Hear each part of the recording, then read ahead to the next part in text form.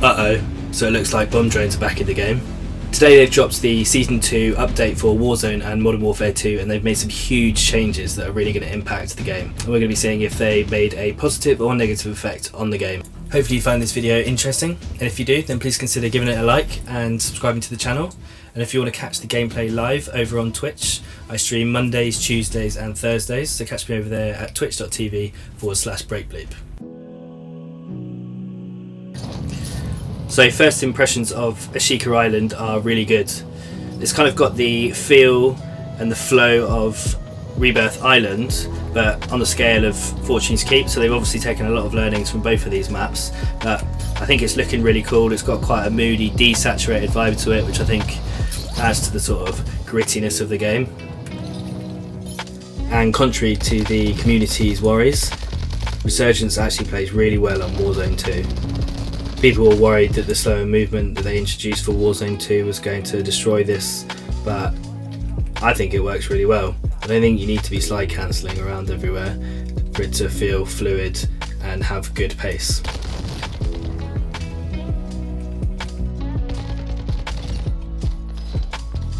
I think where they could improve still though is the weapon balancing. The RPK and the Fennec still feels like the absolute meta at the moment. They don't really feel like they've been touched, and these are going to be hanging around for a long time still if they don't make more adjustments.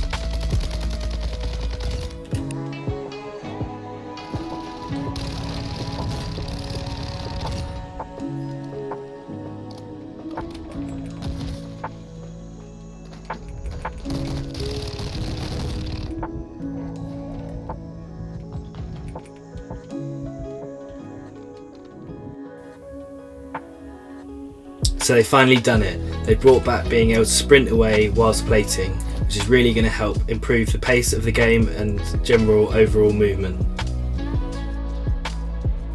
The change to removing this sprint from Warzone 1 wasn't greatly received by the community, so I'm not surprised they brought this back.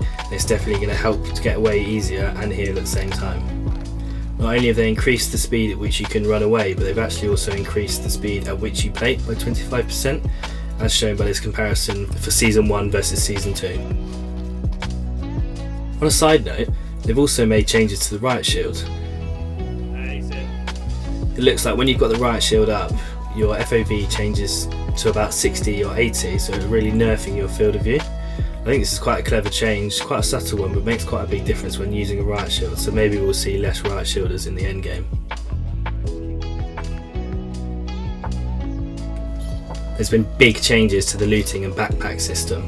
They've got rid of the menu user interface that used to come up when you went into duffel bags and the medical supply boxes, and now everything just spreads out on the floor like it used to in Warzone 1. This is really going to speed up looting, and it means you're not stuck there in the menu getting shot by enemies. So far it feels really intuitive and has been working well. They've also removed medium and large backpacks, which means we've no longer got a third weapon slot. You can also only hold 5 other items alongside the standard gas mask, self-revive and a kill streak. That means there's also no longer backpacks to loot when you kill someone. All of their loot will just spread around their body. This one is going to make a lot of people happy, but the 1v1 GULAG is back. It's in the same form factor as the previous 2v2 GULAGs, but they've added a few elements into the map to give it a bit more verticality. Obviously the main importance is it's you versus one other player. You're not stuck with a random that you're going to have to carry to a victory. It has to be said, I'm really happy to have this back.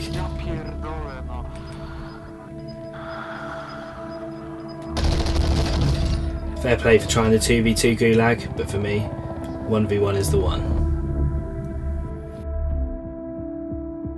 Dare I say it, but I think sniping might be viable again. With the removal of the satchels off the ground and everyone having the option to have 3 plates off the rip, it feels like snipers are hitting a little bit harder now, as I've found with these shots. Speaking of which, if you like these shots, then maybe it's worthy of a cheeky little subscription to this channel, because 98% of you who watch these videos aren't currently subscribed. Press that red button. So within Season 2 they've also introduced the ability to be able to update your perk packages, so you can customise these now rather than being stuck with the combinations that they gave us before. So when you go to perk packages now, if you go across to the plus here on the left, then you can create custom perk packages, and that's similar to the way that it has been working in the multiplayer game.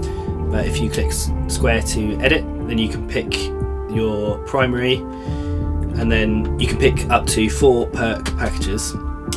So in the first slot you've got Overkill, Double Time, Battle Hardened, Scavenger, Bomb Squad, Tracker and Strong Arm, and there's some pretty good options within this.